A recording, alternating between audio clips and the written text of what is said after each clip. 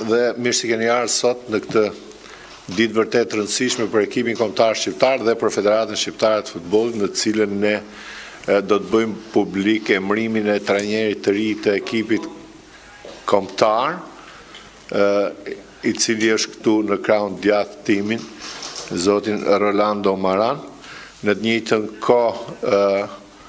ne mbyllim, le të themi, një cikël me tashmë nga ky moment mund të themi ish trajnerin e ekipit kombëtar, zotin Silvinjo dhe stafin e tij, cilin sot unë dua ta falenderoj në emër të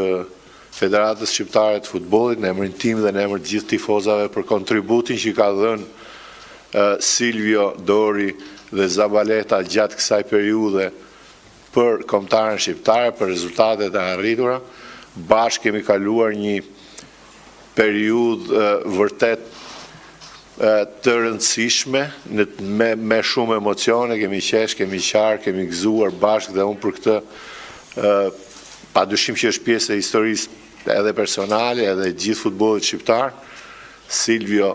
dhe stafi i tij.